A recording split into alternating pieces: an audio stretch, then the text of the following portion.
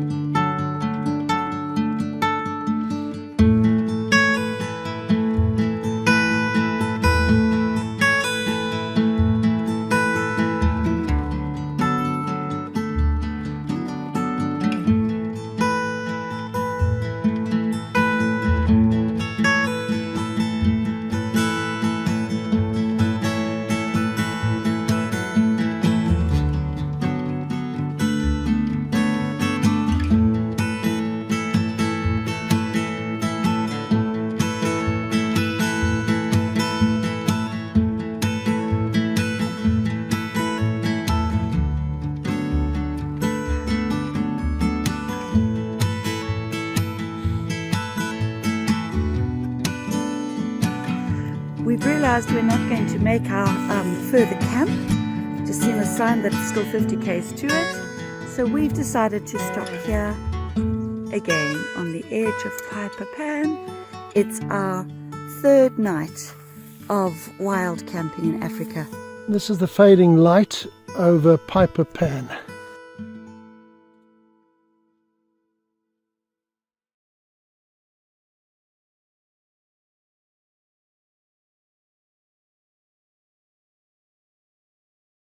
Brenda putting her weight on the roof. One of the struts has snapped, so we difficultly try and get the whole roof down, and we're looking for the struts, the backup struts. Can't find them at the moment, so Brenda's putting a weight on the roof so I can now pull it down with the strapping inside. My huge bulk of weight. Fatty pig, Brenda. I seem to remember having done this a few years ago. Hi, Rose. Hi. Are you Done, ready to go. Are you going to get me down anytime soon? No, why? Please.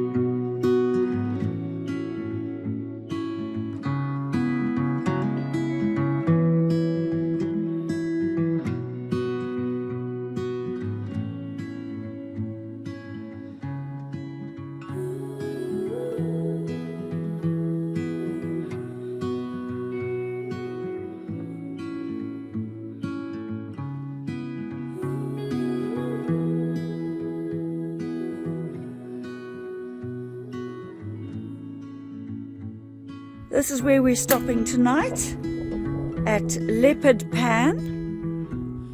We don't know if this is an official campsite, but we have searched.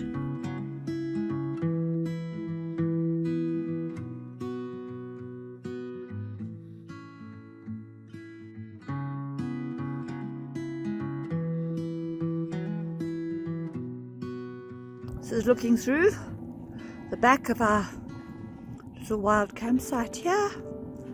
Isn't it beautiful? We are right actually in a little island of trees in the middle of the pan.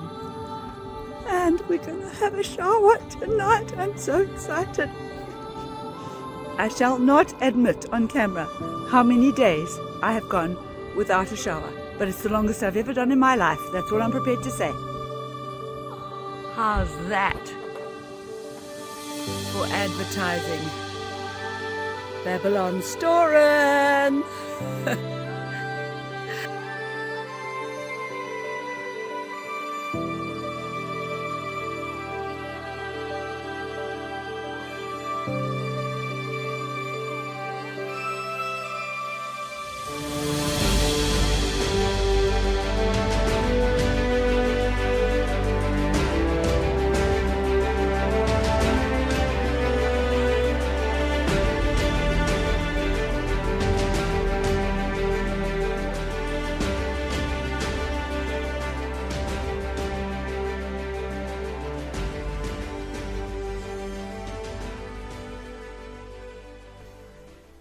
We're here in central Kalahari, and the Kalahari Desert has a great significance in the David Livingstone story.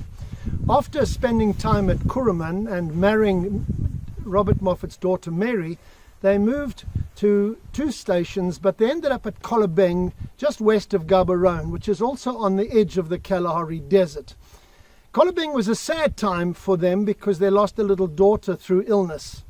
It also wasn't highly successful in terms of his missionary activities because he managed to convert the chief of the Bechuana at that time, who was Secheli. But when Livingstone tried to insist that the tribe stops polygamy, he got resistance and they pretty much rejected him. So Livingstone goes down as saying he only had one convert, this chief Secheli, whom he discipled. But he wanted to extend further, and the opportunity came when 2 hunters, wealthy hunters, William Cotton Oswell and Murray Mungo, arrived, and they wanted an interpreter, and they wanted to cross the Kalahari Desert. And so Livingstone, although he detested hunting, used this as an opportunity to extend his own expedition into the interior. And they knew there was a body of water to the northwest, west of Maun, and they over 2 months traveled through the Kalahari Desert under great pressure of thirst, having to feed on the melons, the water in the melons that grow there. But really it was a tough trip. But they got to Lake Ngami, and it was a huge lake in those days. It's now shrunk to a small dam, as it were, but in those days it was a huge body of water, and David Livingstone was credited with the discovery of Lake Ngami, although he wasn't the leader of the Tor party. And that discovery excited the imagination of England and later on Europe. They then returned, obviously, to Kalahari. Today we're leaving central Kalahari. You can see we've put our little footsteps next to Kalahari, central Kalahari. Once we've been in the park, we put those on, and we're moving on up to Okavango, Maremi, Chobe, Samfuti and Linyanti. All beautiful, beautiful parks with wonderful game, and we're really looking forward to that. But we do know we've got some tough, sandy roads ahead of us. Hope to see you there.